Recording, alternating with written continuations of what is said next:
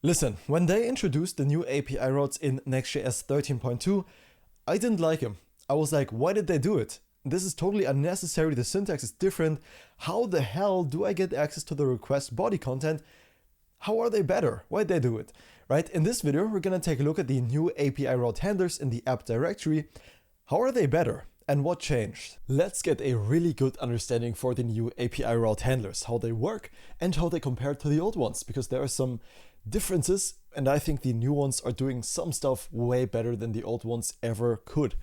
First off, the API routes that you know from NextJS 12 have been replaced with new API route handlers, as NextJS 13.2 calls them. Essentially, these are only available in the app directory if you opt in to use that, which is not recommended for production yet. However, you totally can use that. In that directory, the way you initialize a new API route is by going into the API folder. You can see here on the left-hand side, and then creating a new folder of what the API path should be called, right? So this would be /API/hello, and then the route.ts is just for declaring the routes and does not count towards the API path. So that wouldn't be /route, right? It would just be /API/hello. And then for each HTTP method, we can export a function that has the corresponding name, right? So if we wanted to make a GET request, we would export a function called GET.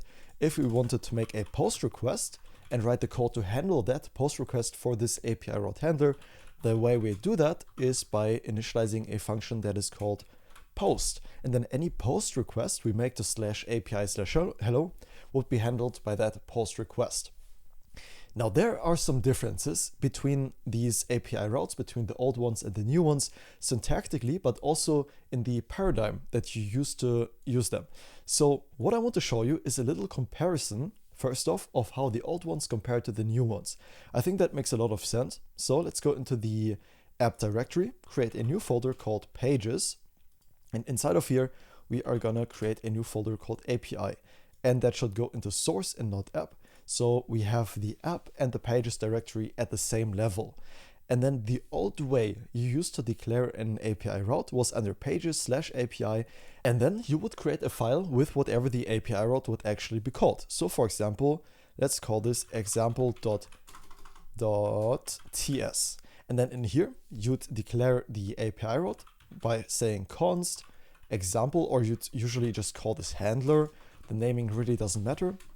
Is going to be a function, and we export that function as a default. That's our API handler right here. And from Next.js, we get two parameters passed into this API route, which is going to be the request of type next API request. If you're working in TypeScript, that's the types. If you're in JavaScript, you could just leave this whole thing out.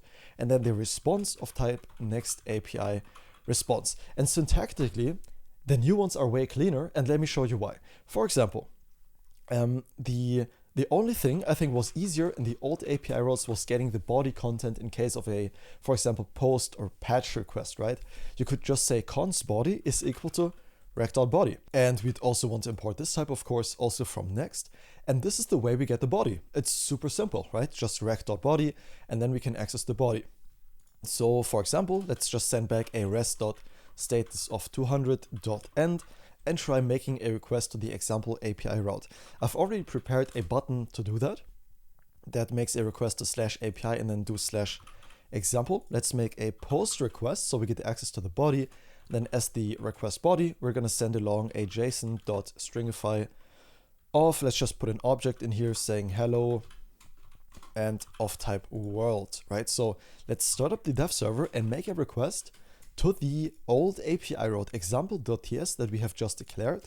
And also we want to log out the body just to see how we get access to that, because that fundamentally changed in the new API routes. There's a big difference in how we get access to the body content. Let's make a call and look into our console as to what happened, and we can see the body content right here. So all we need to do, rec.body, super simple. If we try to do the same thing in the new API route, let's have this side by side. This on the left one is the new one, on the right one is the old API routes. Let's make a post request to this route as well, and then get access to the body content. So we can say const body is going to be equal to, and we get access to the request object as well, which is of type request. By the way, we don't need to import that type. It's already built in. It's a native browser API. That's why we don't need to import it. And then we can say rec.body, right? So just the exact same thing as with the old API route, const body is rec.body. Then let's log out the body and send back a new response. I'm gonna get into the syntax differences here in the response in a second. That just says okay. And maybe you can guess what's about to happen, maybe you can't. Let's change the button to the hello route, so to the new API route, this one right here, and make the call again. And now let's take a look at the body content. Oh, what's that, Josh, you might ask. The body is of type readable stream, locked false, state readable, supports biop false. That's super weird. What the hell is that? We don't want that, right? So the way we access the body content has changed just a bit. Instead of doing rec.body, we can do rec.json, right? And then convert that. So when we make the call again, let's see what happens. Okay, and we still need to await that. I was wondering why that happened. We need to await the JSON conversion because that's an asynchronous operation. Let's make the call again, and now let's look into the console. And as we can see, the hello world object is right there. So that's how we access the body content. It's a bit different. We need to await the rest.json. And then also you might have noticed that the way we send back responses has fundamentally changed. In the new API routes here on the left side, we just return a new response class and pass that a message. And we can also, if we wanted to, pass it something like a status, headers, or a status text. Whereas with the old API routes, we would do a res.status, and then normally we'd have a .json, and in here we could pass whatever we wanted. While if we wanted to send JSON from the new API routes, we would do that like this. We could just do json.stringify and then send back an object of hello world, just like we're requesting on the front end, right? So that's the syntax difference in the response right here. And one thing that is way better in the new API routes is how we access the cookies and the headers. It is way better. So let's take a look at how we do that in the old handler. If we wanted to access the cookies, we could say rec.cookies, right? Let's log them out, console log rec.cookies in the old API route. And let's make a request to the old API route with our button, right? Let's make the call. And now the cookies will be logged out to the console. Okay, so we didn't pass any cookies. To change that, let's just create a cookie and then send that along. The way we can do that is by going into the application tab under the DevTools, and then let's just create a new cookie with a value of my cookie.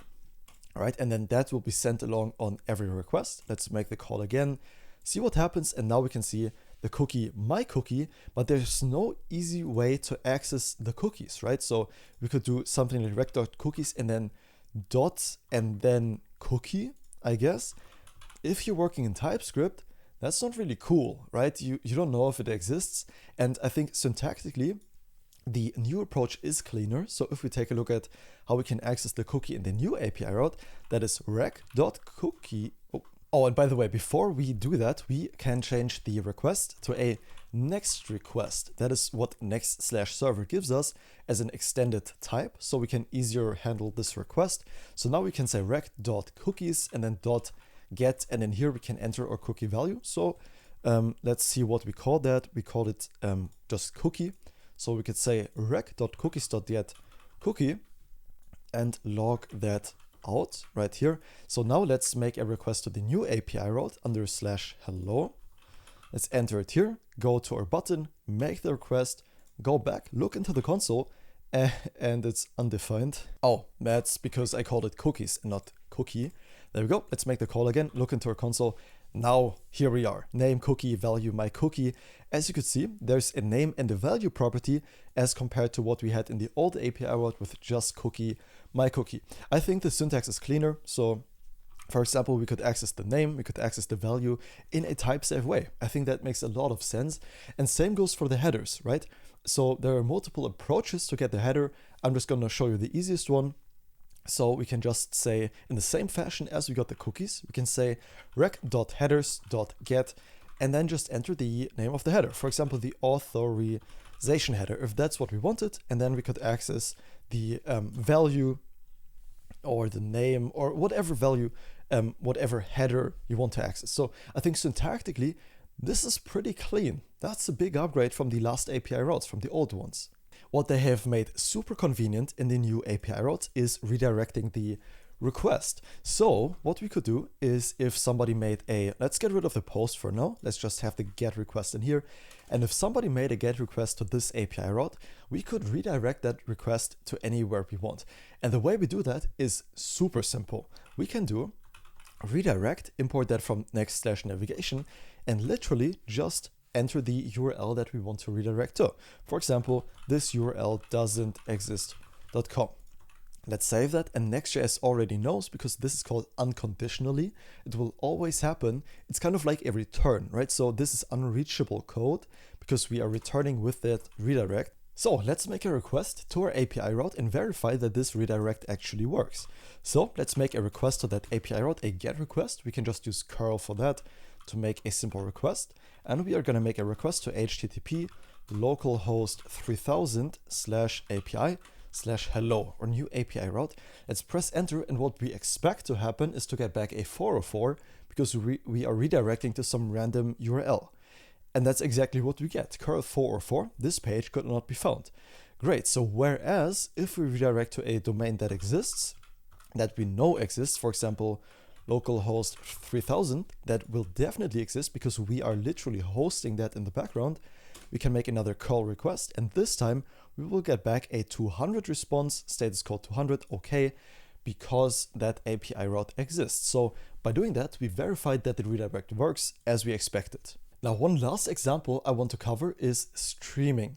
If you wanted to do streaming in the old Next.js, you would have to do the Edge runtime, right? You would have to switch to the Edge runtime, meaning the syntax actually changed. If you use the Edge runtime by doing export const config is gonna be equal to an object, and export the runtime as experimental-edge, that means you opted in to the experimental Edge runtime, meaning the way you send back responses also changed to the new syntax of the API routes instead of what we had previously.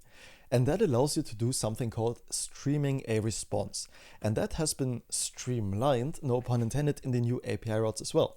So I want to cover one example that they did in their documentation here, where you create an iterator to stream function and then kind of mock a streamed response. One example where that can come in handy, for example, would be OpenAI API. You can opt into streaming, where you get back the ChatGPT responses as you have the request open to the backend. So let's copy that example in here. We are creating an iterator to stream a timeout sleep that needs to be a number, and then making a new text encoder.